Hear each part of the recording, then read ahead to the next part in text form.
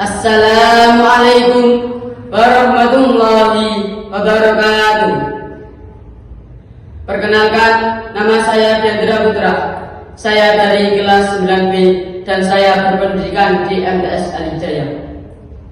Alhamdulillahirabbil alamin. Wassalatu wassalamu ala asrofil anbiya'i wal mursalin Sayyidina wa maulana Muhammadin wa ala alihi wa sahbihi ajma'in. Amma ba'du.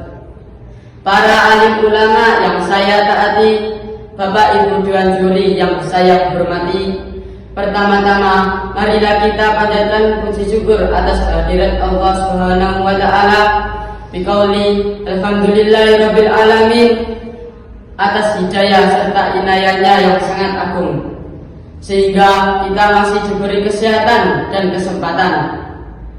Salawat serta salam tak lupa kita aturkan kepada baginda Nabi Muhammad sallallahu alaihi wasallam. Biqauli Allahumma shalli ala sayyidina Muhammad, yang telah membawa kita dari zaman yang gelap gulita menuju zaman yang terang benderang pada saat ini.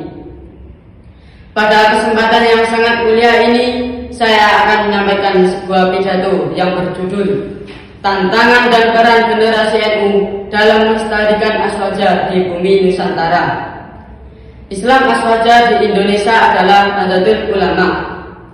Warga Nahdliyin menjadi warga mayoritas dan mendominasi di bumi Nusantara ini. Zaman dahulu, warga NU terkenal dengan kesopanan dan keteguhan dalam melestarikan dan mengimplementasikan aswaja. Akan tetapi, pada zaman sekarang NU dihadapkan pada krisis moral dan ideologi pemudanya. Apakah kita tidak takut dan khawatir dengan keadaan seperti ini? Ma'asyiral muslimin, kita harus ingat bahwa generasi NU nantinya akan menjadi orang tua yang memegang ilmu, kekuasaan, dan estafet perjuangan ulama Ahlussunnah wal Jamaah An-Nahdliyah. Ma'asyiral hadirin yang dirahmati Allah, terdapat dua hal yang dapat mengancam generasi NU, yaitu pengaruh negatif globalisasi berupa kemajuan teknologi serta masifnya gerakan-gerakan yang ingin menghancurkan negara kita, Indonesia. Masya Allah, hal pertama adalah pengaruh negatif dari globalisasi dan majunya teknologi, yang mana arus informasi melalui media elektronik, cetak, dan internet seolah diposisikan sebagai guru yang harus dibuku dan ditiru. Sudah tidak ada filter atau penyaring lagi yang dapat memilah dan memilih secara selektif terhadap informasi dan teknologi, mana yang bermanfaat dan tidak menyimpang dari ajaran Ahlussunnah wal Jamaah An-Nahdliyah. Hal yang kedua adalah masuknya gerakan-gerakan yang ingin merongrong NKRI. Mereka adalah kelompok-kelompok yang kebanyakan mengklaim kebenaran sebagai milik eksklusif mereka sendiri dan harus diperjuangkan dan diterima oleh orang lain. Bila perlu, kelompok-kelompok ini akan melakukan paksaan, bahkan teror untuk memaksakan ide dan gagasannya kepada kita, sehingga mereka sekehendak hatinya sendiri tidak toleran terhadap budaya Nusantara, dan mereka mengusung adanya formalisasi syariat dan terbentuknya pemerintahan Islam atau khilafah Islamiyah. Hadirin hadirat yang dirahmati Allah, Allah Subhanahu wa taala berfirman dalam Al-Qur'an surat Al-Baqarah ayat 143 yang berbunyi Bismillahirrahmanirrahim. Wa kadzalika ja'alnakum ummatan wasatan litakunu syuhada'a 'alan nasi wa yakuna ar-rasulu 'alaikum syahida.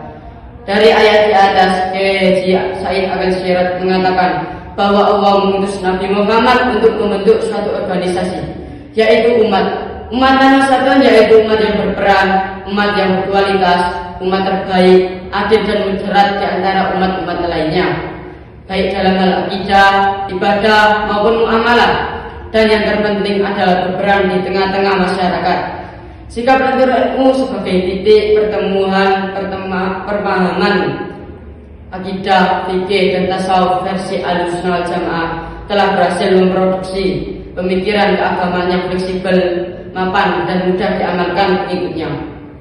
dalam perkembangannya.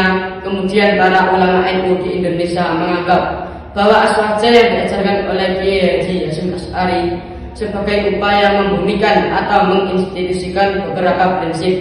Yang pertama, tawasul, yaitu moderat. Kedua, tasamu atau toleran. Ketiga, tawazun, yaitu seimbang. Dan keempat adalah ta'adul, yang berarti keadilan. Hadirin hadirat yang dirahmati Allah, sekian, terima kasih. Itulah pidato yang dapat saya sampaikan. Mohon maaf bila ada salah kata atau perbuatan.